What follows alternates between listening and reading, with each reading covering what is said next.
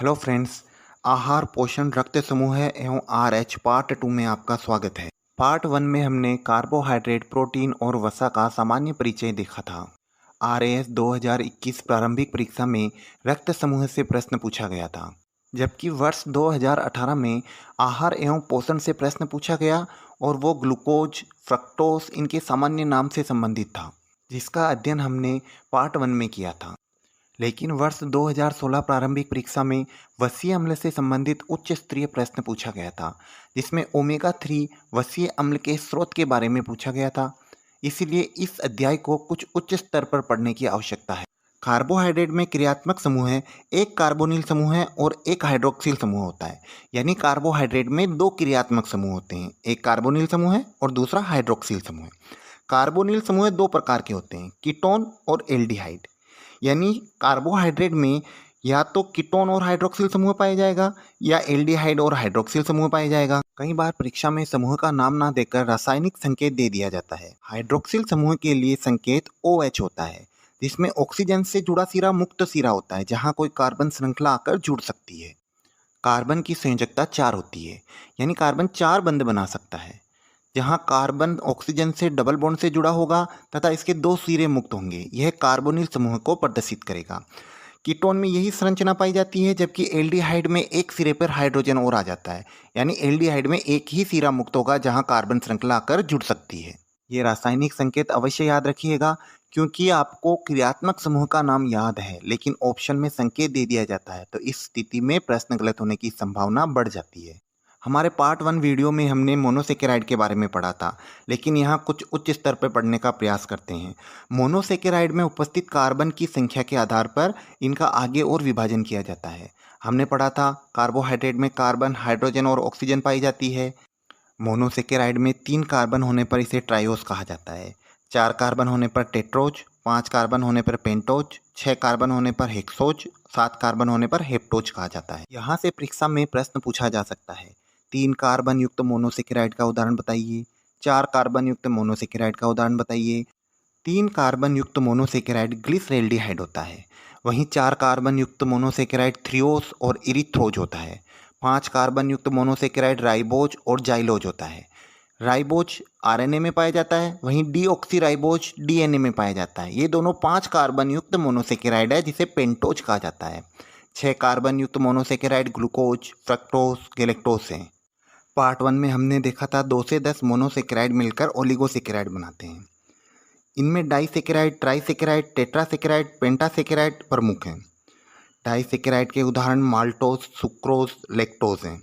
वहीं ट्राइसेकेराइड के उदाहरण रेफिनोज, रेमिनोज, रेबिनोज हैं। टेट्रासेकेराइड के उदाहरण स्टेकियोज, स्कारडेज हैं। वहीं पेंटासेकेराइड के उदाहरण वर्बेस्कोज हैं। अब डाइसेकेराइड, ट्राइसेकेराइड ये क्या हैं, तो इनको हम पार्ट 1 में पढ़ चुके हैं।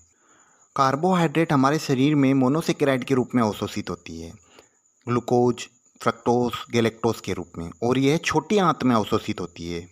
एक बात ध्यान रखिएगा, यहाँ सुक्रोज एक अनअपचायी शर्करा है, जबकि माल्टोस और लैक्टोज अपचायी शर्करा है। यह कई बार परीक्षा में पूछा गया है।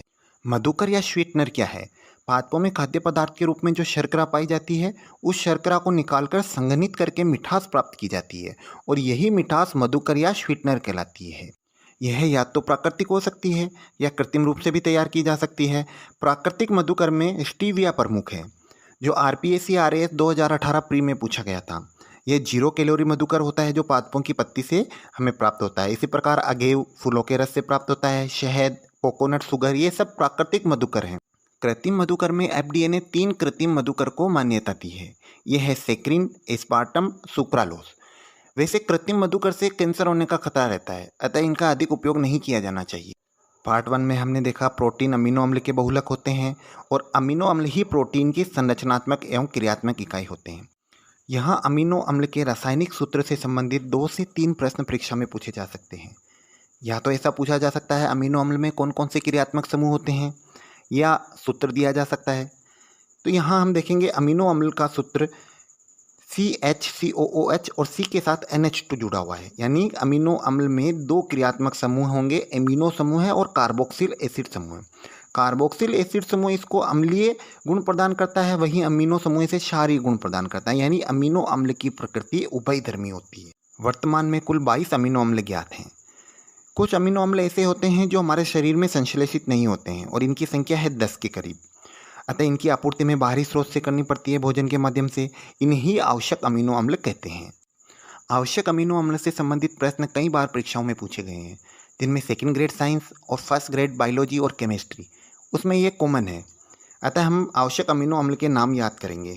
10 आवश्यक अमीनो अम्लों के नाम histidine, threonine, phenylalanine, tryptophan, valine, arginine, leucine, isoleucine, methionine और लाइसिन हैं। इनको याद करने की ट्रिक आपकी स्क्रीन पे दिखाई गई है।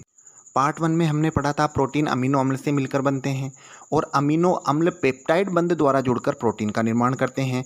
पेप्टाइड बंध एक अमीनो अम्ल के कार्बोक्सिलिक अम्ल समूह और दूसरे अमीनो अम्ल के एमिनो समूह के मध्य बनता है, जिसे CONH द्वारा प्रदर्शित किया जाता है। यहाँ CONH के जो 2 मुक्त सिरे हैं, यहाँ कार्बन श्रृंखला आकर जुड़ सकती है। कुछ महत्वपूर्ण प्रोटीन हमारे शरीर में कहाँ पाए जाते हैं? हिस्टोन प्रोटीन DNA में पाया जाता है। ग्लोबिन प्रोटीन हीमोग्लोबिन और मायोग्लोबिन में पाया जाता है। केरेटिन प्रोटीन सींग, नाखून, खुर और बाल में पाया जाता है। एल्ब्यूमिन प्रोटीन अंडे और रक्त प्लाज्मा में पाया जाता है। कोलेजन प्रोटीन अस्थियों में पाया जाता है। वहीं इलास्टिन प्रोटीन धमनियों में पाया जाता है। पार्ट 1 में हमने देखा था वसा एक एस्टर है जो 3 अणु वसीय अम्ल और 1 अणु ग्लिसरॉल से मिलकर बनती है। यह ट्राइग्लिसराइड कहलाती है, यानी ट्राइग्लिसराइड ही सामान्य वसा होती है। आवश्यक वसीय अम्ल की बात की जाए तो यह मुख्यतः 2 प्रकार के होते हैं। डाई असंतृप्त ओमेगा 6, जिसे डाई अनसेचुरेटेड ओमेगा 6 भी कहते हैं। यह लिनोलिक अम्ल होता है जो सूर्यमुखी के तेल, तिल और कुसुम में पाया जाता है।